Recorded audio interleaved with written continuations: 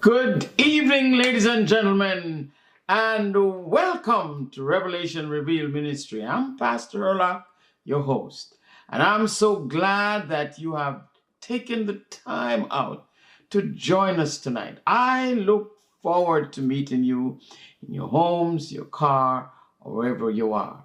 Each week, we look forward with great anticipation to meet you and to see what God will do in our midst. Friends, worship is the right response to God. And there is nothing better that you could offer to him. Of all that he has done, he asks for nothing else but for us to just worship him, to thank him. Isn't that nice? And I want to say this, that nothing teaches us about the preciousness of the Creator as much as when we learn the emptiness of everything else. God is important, and we must worship him. We are looking forward to meeting you next week also, not only this week. And tell your friends, help us to build this platform, and you're doing well. We have done well for the last few weeks, especially. And so we like to continue that growth. I hope that you have been enjoying the series of health lectures done by Miss Nichol. And we have gotten many positive results, calls in regards to the programs. And tonight, however, brings us to the conclusion of the health lectures. She has done a remarkable job and a fantastic job. She ought to be congratulated. And her number is online. You'll see tonight again. Call her and say thanks. You appreciate her. You watched her on Revelation Revealed Ministry, and you want to thank her. And that would be wonderful. I'm sure she would love to hear from you. Now, we will embark on another series of lectures in the future. But I have good news for you. The health lectures are complete or will be completed tonight. But music will be the theme for the entire month of April. Friends, you don't want to miss it. Starting next week, Friday evening at the 7th, 9 to 10 p.m. on Revelation Revealed Ministry, you will find some of the finest musicians. You don't want to miss a night. Every Friday night in April. Next Friday night, it will be a catawampus time, a time you will never forget. And you will hear from some of the most talented young musical genius in Ontario.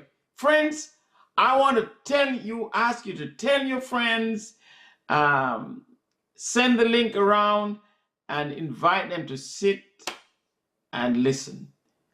They hail from all parts of the province of Ontario.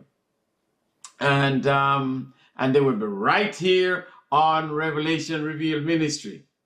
You know, Revelation Revealed Ministry is trying to reach out not only to help those who can help themselves, but we're reaching out also to give our children and our teens the opportunities to see themselves, to challenge them, to strive and aspire to excellence, and to help them to reach to great height.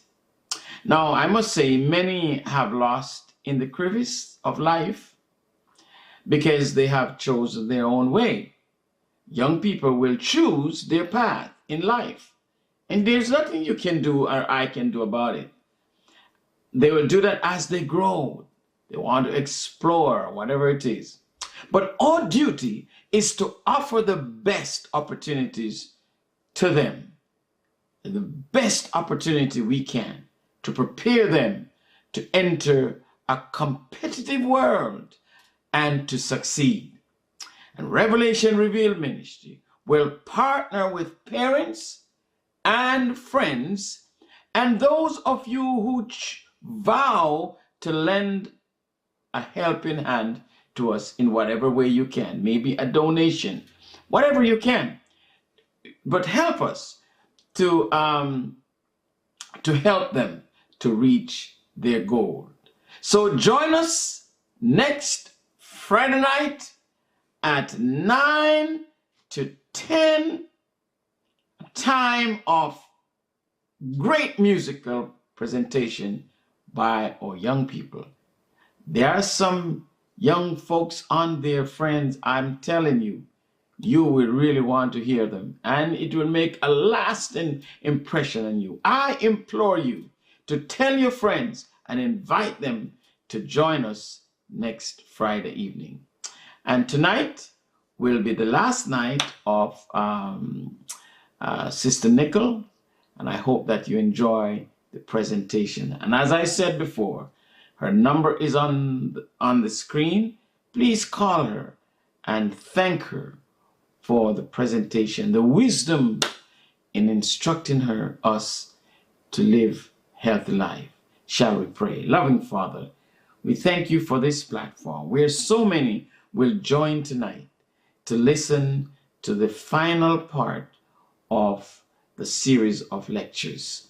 We thank you for them and for those who have been supporting us through prayer and giving. We ask that you will bless their basket and bless their lives, increase their days, and develop their faith in you. As we worship tonight, may your goodness and mercy hover over us. In the worthy name of Jesus, amen. Listen and enjoy. God bless you.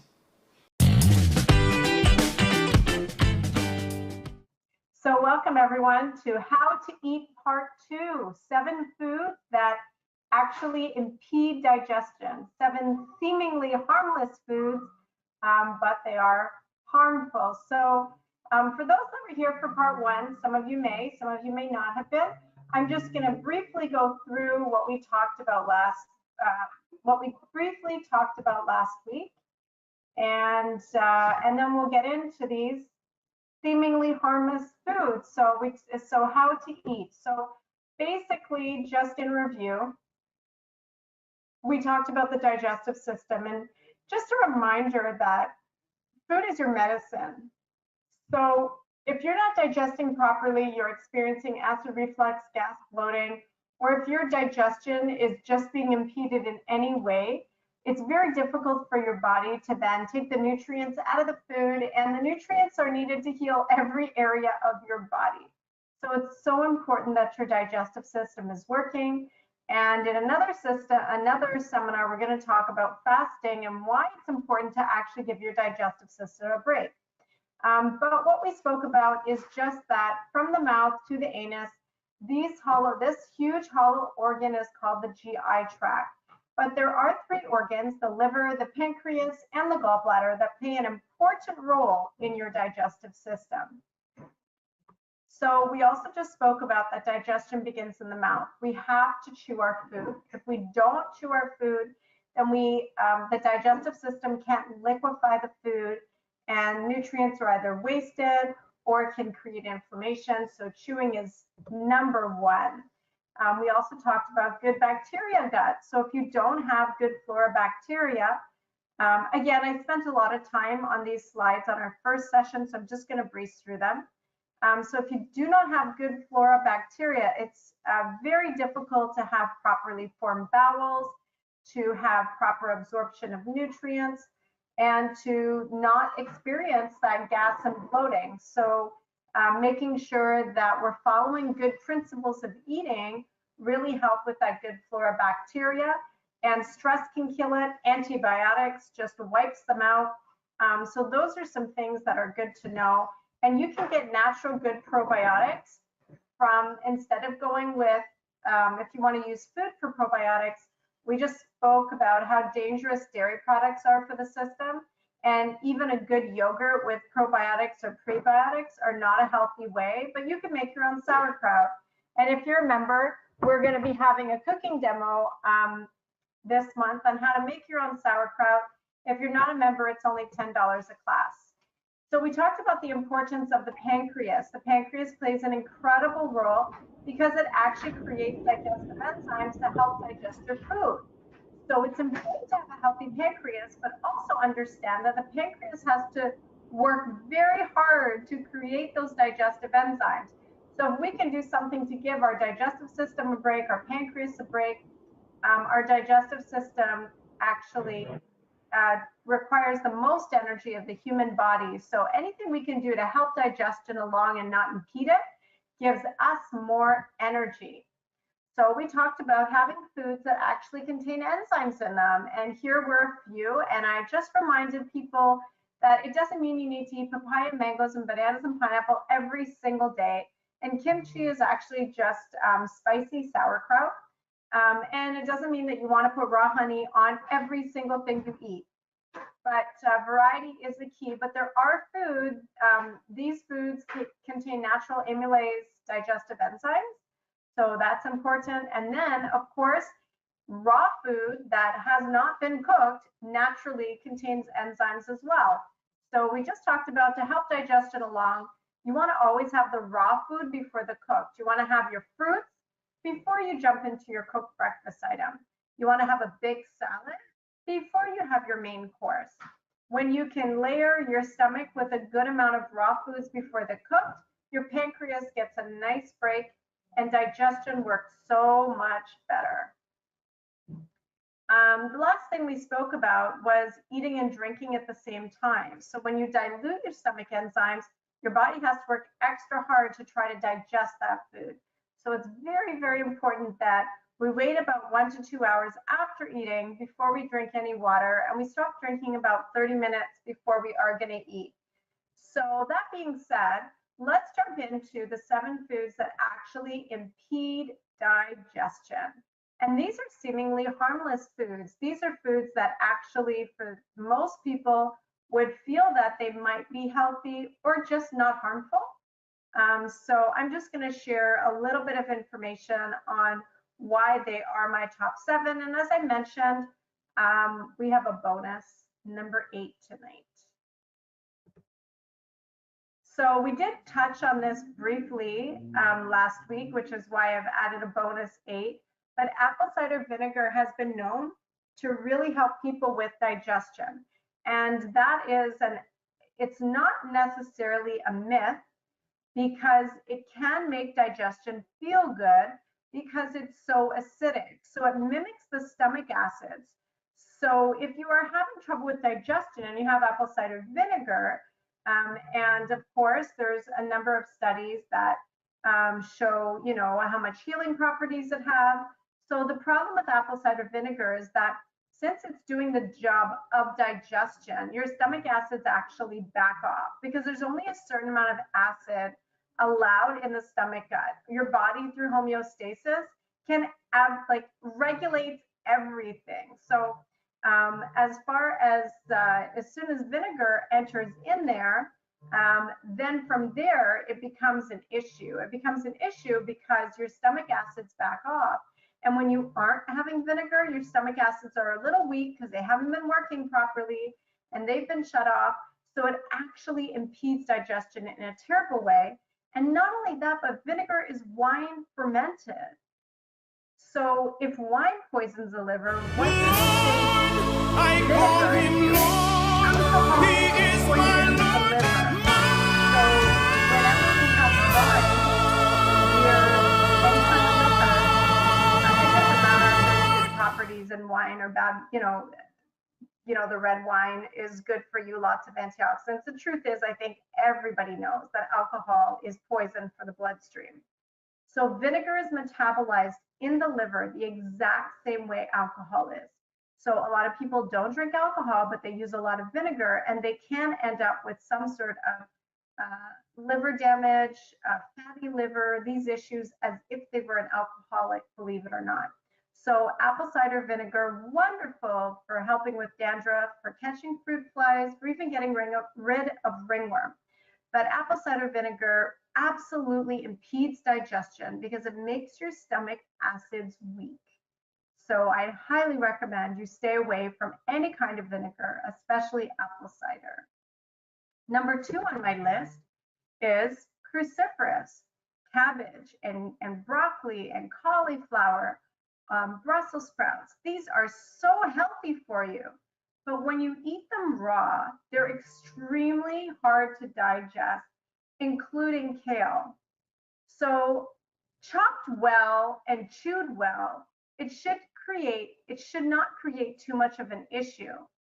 But for the most part, your salads every day should not be full of raw broccoli, raw cabbage, raw cauliflower, raw kale, grated Brussels sprouts. These are very, very difficult to digest and can impede digestion because they will require a whole lot of energy from the body. So after you finish your salad made up of mostly lettuces, arugula is also cruciferous, but quite easy to digest cruciferous. So, maybe you have some lettuce, some celery, some cucumber on there. If you're okay with tomatoes, you have that. No vinegar, just lemon juice, olive oil. Then you can have your cabbage, your broccoli, cauliflower. But I would recommend you have those lightly steamed. Number 3 is gum chewing. Many people love to chew gum between their meals. They're concerned about their bad breath. They're concerned about, for some people, it's just a habit. I know as a young teenager, I would go through packs and packs a week of gum. And maybe it's not bubble gum. Maybe it's just a minty gum that you feel is an air freshener. A mouth freshener. Could be an air freshener if you're talking a lot. But that being said, is that the reason why gum impedes digestion is that you're not swallowing it, but gastric juices, because of the saliva and the constant chewing, gastric juices go down through the esophagus and makes the stomach think that food is coming. So the digestive enzymes start coming out to digest nothing. And that's a big problem. I know of somebody who had been chewing gum for many years and actually developed ulcers in her stomach. And it was completely and directly linked to her enormous amount of gum chewing. So I would highly recommend, and you may think, well, I'm not chewing that much gum to create an ulcer, but you could be creating unnecessarily bloating, gas, and any kind of interruption of digestion. Number 1 is just going to drain you a net of energy. And I don't know, we own the Energy Shack, and I just love that the food we design and the message we keep is like, restoring your vital natural energy, because the best thing about life is having lots of energy and not feeling like, you're too tired or fatigued to do things. You can pour your time and love and energy into your family. You can accomplish things. And, the truth is, though, that you should absolutely be able to, if you're eating properly and living in the right rhythm, then your energy should start waning around 9 o'clock because you should be tired and getting ready for bed. But gum chewing is the next one on my list. So, went too fast. I'm just going to back up. We'll talk about caffeine in a second. So raw oats. Raw oats are a problem, folks. A lot of people like to do overnight oats and say, I don't need to cook them. Raw oats are very difficult to digest. They need to be toasted or cooked in order to be consumed.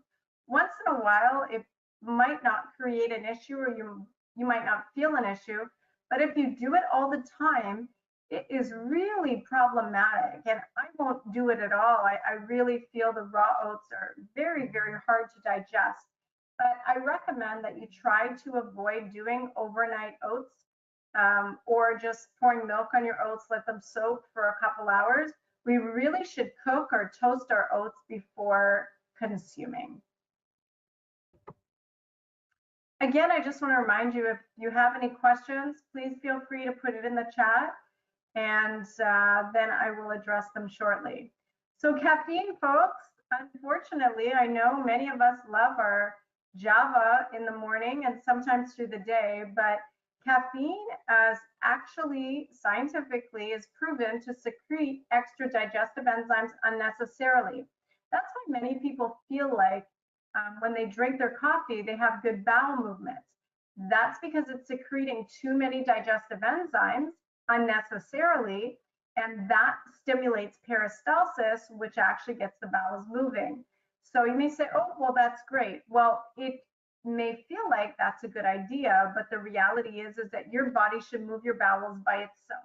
You shouldn't have to take caffeine, and then secreting those extra digestive enzymes actually throws your digestive system off balance. So is it just coffee that's a problem?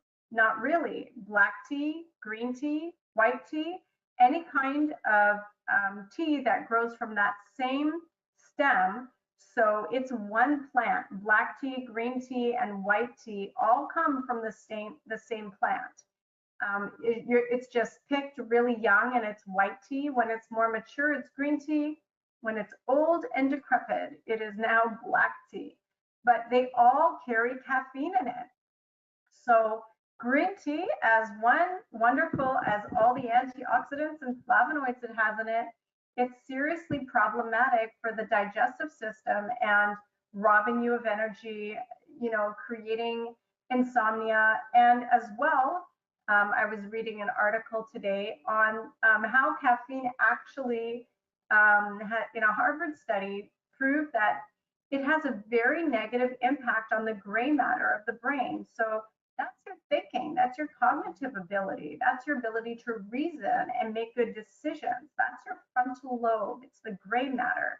And I believe it's called the gray matter because we can't, as science, figure out how we do this thinking and this feeling and these making decisions. That's not something you can, pinpoint with neuroscience and see the way that this reacts with that. But this is what makes up you and me. This is what makes up our personality. And it is scientifically proven that our personality, our cognitive thinking, our ability to make proper sound decisions, our feelings are all impacted in a negative way because of caffeine. Here's the other thing, is that caffeine's not just found in coffee, black tea, green tea, but it's also found in cacao, chocolate. And the darker the chocolate, sure, the higher the flavonoid and antioxidants. Sure, those are good for me, but the detriment that the caffeine does, caffeine is a drug and it should be put in the same category as cocaine. Nobody in the world should touch it. The only thing coffee is good for is enemas and a few other skin disorders, but it should absolutely not be consumed. Even cacao is absolutely wonderful for the skin as an exfoliant, antioxidants on the top of the skin, but it should never be consumed. It should never be ingested because it has caffeine in it. And it messes with your nervous system, but it really impedes your digestive system because of the extra digestive enzymes that are secreted every time we consume caffeine. So another thing that impedes digestion is snacking, even if it's healthy snacks, even if you're snacking on carrot sticks or grapes or edamames, gluten-free crackers, almonds. Snacking interrupts digestion. We should be eating 2 big meals a day with only water between our meals. When we snack, digestion stops working on the original food. It starts working on the new food. The original food starts to create, it starts to just sitting there in all of those acids. And that's how gas, bloating, and other issues occur. And then that original food that isn't being worked on right now, but isn't finished digesting, all of that fermentation actually destroys the nutrient properties that are in there. So even if you had a wonderful, healthy salad, but you interrupted it 2 hours later with having a snack. Now that healthy salad, many of the properties down to a molecular level would be fermented and destroyed, and your body wouldn't be getting the nutrients it has. Just because something goes from your plate to your mouth, it does not mean that your body is getting those nutrients. Never forget that.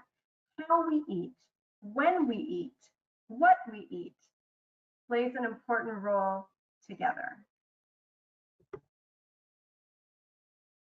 So you've probably, if you've been following us on YouTube or even just in our store and listen in any other seminars, I'm sure that you've heard this song of mine before, that wheat is so genetically modified, it is really impeding everyone's digestive system, no matter how healthy your system is. And wheat can be in the form of bread, in crackers, in pasta, flours, any baked goods.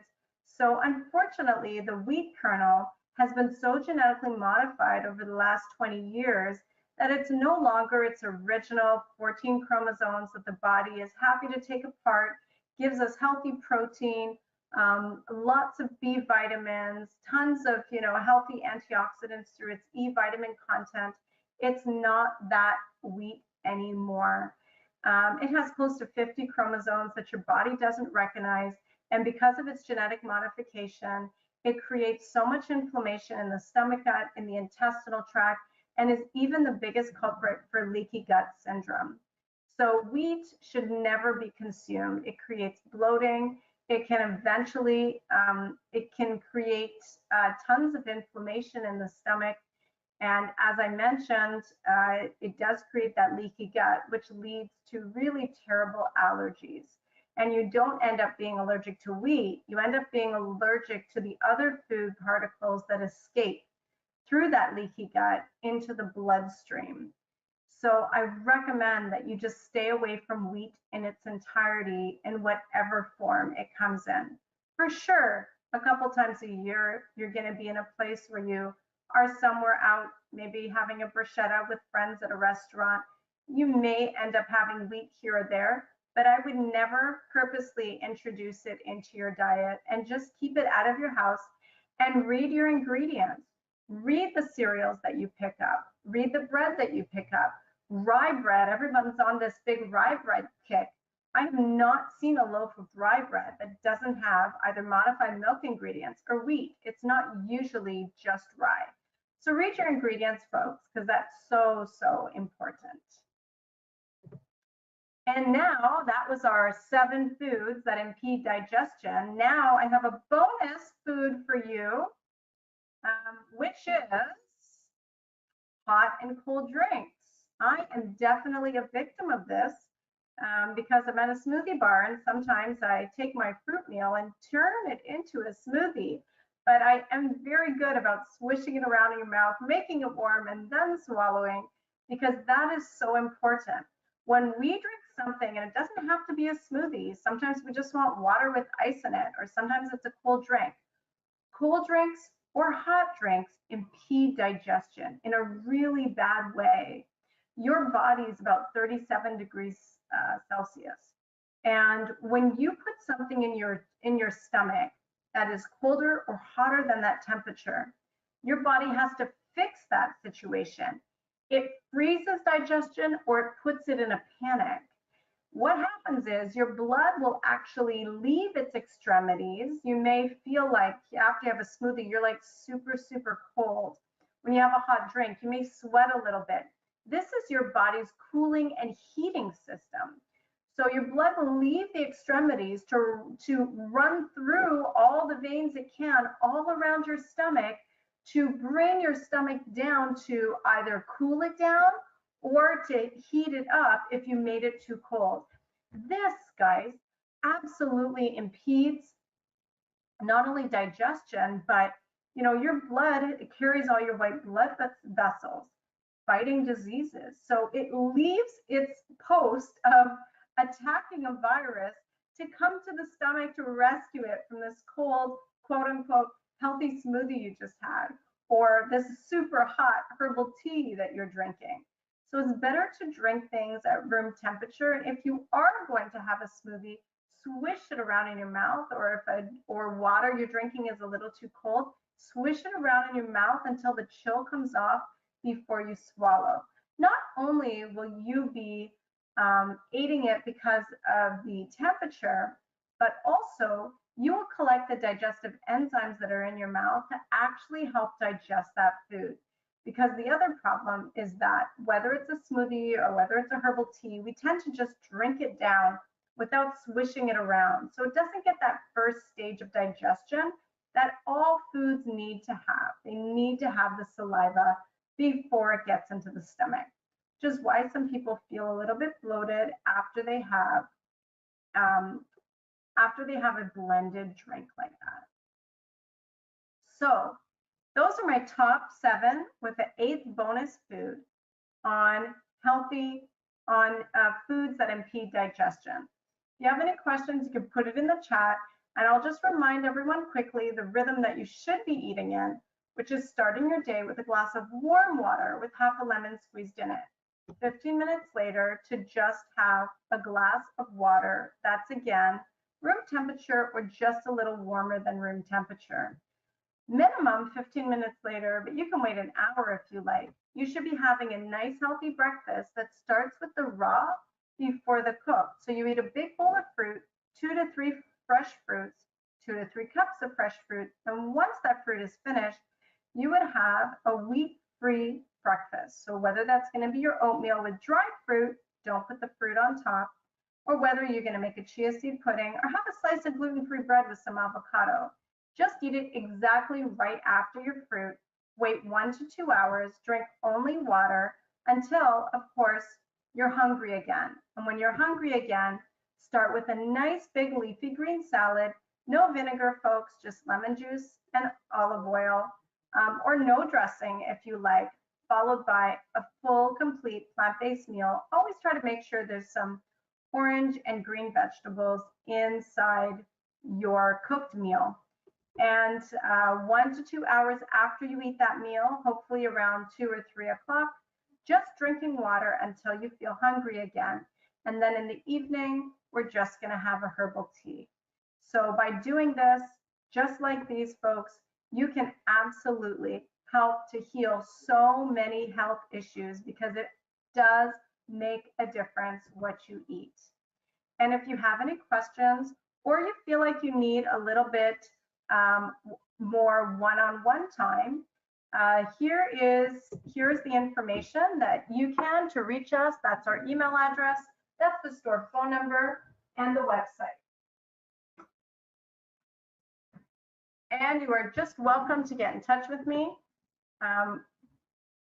And for those who are listening, as we offered it last week, you will get 10% off your detox. If you would like to get that in before the end of September, you can use that coupon code as well. For those listening today, if you do need a consultation, we are waiving that $35 fee for you. Just let us know that you listened to this seminar. When you fill out the form online, go to EnergyShackJuiceBar.com and click on consultation videos. The video comes up of me explaining the laws of health, but underneath is your health intake form. Just fill that out, hit send. When it says, where did you hear about us? Just mention the seminar and we'll waive your $35 consultation fee. And if you would like some healthy meals from Delectable Dishes, because you would like a little break in cooking, if you write down that coupon code, Summer Challenge, and go to delectable.by ZarlaJane.com, you can absolutely get $10 off your order. If you've already used that coupon code, it wouldn't be valid, but that coupon code is available to use once. And with that being said, I'm just gonna turn it over to the crowd now. You guys are a quiet crowd, not seeing a lot of questions. Maybe I answered them all. But if anybody has any questions, I would be happy to answer them. And you can just throw them in the chat. So I have breakfast at 7, a smoothie, 11:30. I have breakfast at 7, a smoothie at 11:30, and lunch at 2:30. That's not okay. That's too much. That's too much food. Too much. I wouldn't do it that way. I would have a big breakfast. That's fine at 7 o'clock, but I'd really have to talk to you personally to help make sure your breakfast is good size enough so that you can wait until 2 o'clock to eat. But that being said, what would be better is if you maybe drank a vegetable juice at 7 o'clock so that you could have your breakfast maybe at 8 or 8:30. But if you have to eat your breakfast at 7, then just wait until you're hungry.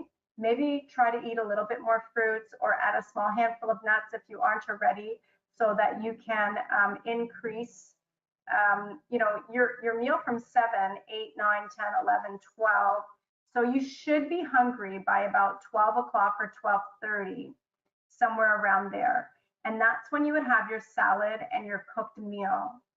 And then from there, because it's only 12 or 1, from there, if you were hungry, you could do your smoothie maybe at 5 or 6 o'clock if you needed. But that time between 7 and 11:30, I don't recommend you're doing a smoothie at 11:30. Yeah, so that's my recommendation. But if you need to reach out to me personally, I'd be happy to go over that with you. So another question is, moringa tea is very popular. So I don't believe in using superfoods all the time. Moringa tea is healing, cerasee tea is healing, so is stinging nettle tea, so is rosemary tea. Just depends whatever health issues you have. I don't recommend that. There's never going to be one superfood or one magic nutrient anywhere. That's the truth of the matter. Our body was designed to heal itself if we just give it a good variety of nutrients. So I would not say anything is wrong with moringa tea, but I certainly wouldn't say that, oh yeah, you have to do that to reverse your diseases. You're never going to reverse your disease by a supplement or a superfood or one herb. So it is a collective of following the laws of health in a proper way, getting rest, getting sunshine, eating properly. So that is. So moringa tea, yes, can be great. Is it going to be the cure? Absolutely not. Is it good for you? Sure. Should you drink it every day? No. But once in a while would be perfectly fine. Or maybe you drink it, every day for 10 days and then you give it a break. So you don't want to constantly be boosting your system either. So, folks, does anybody else have any more questions? We're a quiet crowd tonight, but again, maybe I gave you all the information you needed to know. I don't know, was any of those foods a surprise for anybody? Anybody been chewing gum or doing anything of any of those foods? All right, just make sure that, again, cauliflower, kale, these things are very healthy for you, but I wouldn't be having them raw. Because that's where digestion can be impeded. And again, if you have any questions, and look out for the email, because from this crowd tonight and from last Thursday's crowd, we will be picking the winner of the $25 gift card. And so look out for that in case it is you. And you can redeem that either in-store or online. So folks, thanks for joining us tonight, and we'll see you again soon.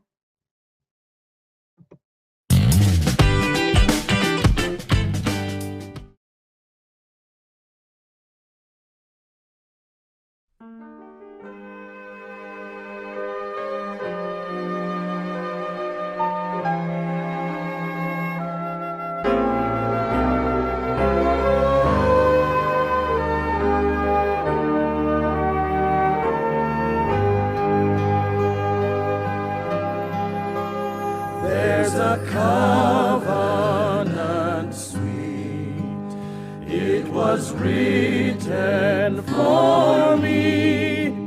It's a promise that I could be healed from all my sin and my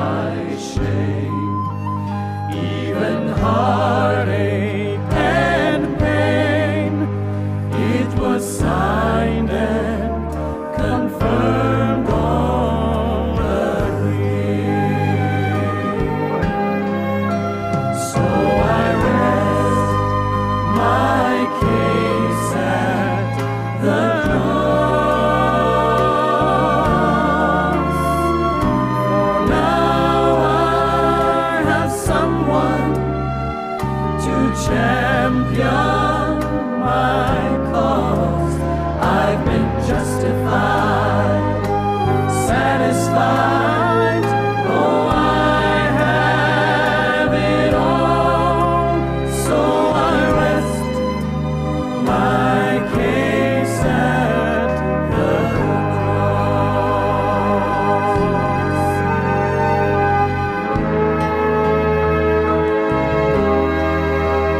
Don't feel sorry for me when you see I'm in need.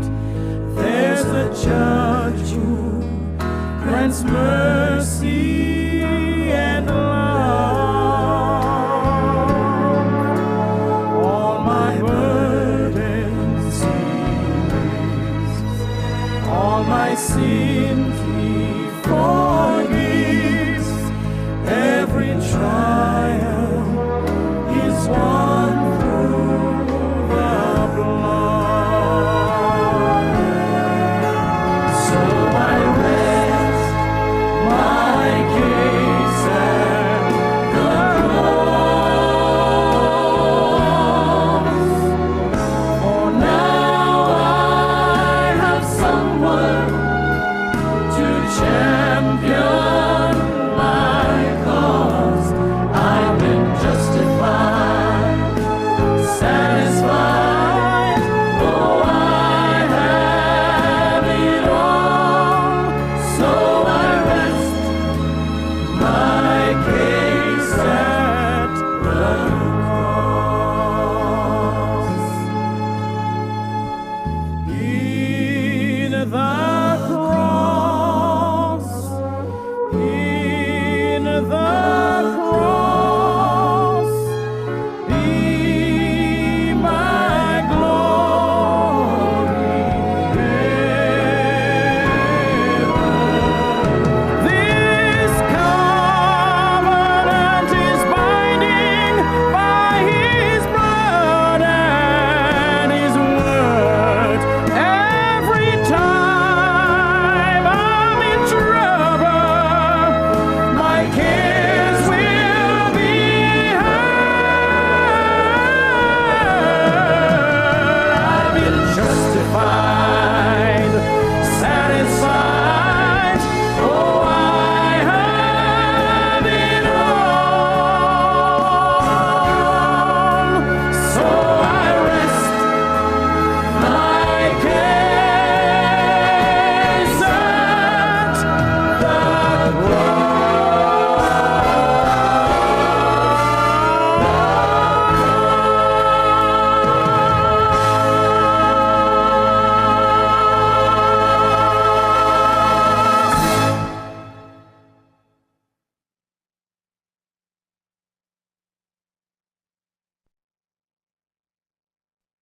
Lord, I call him Lord.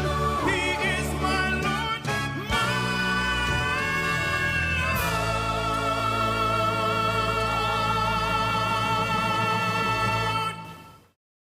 Good evening, ladies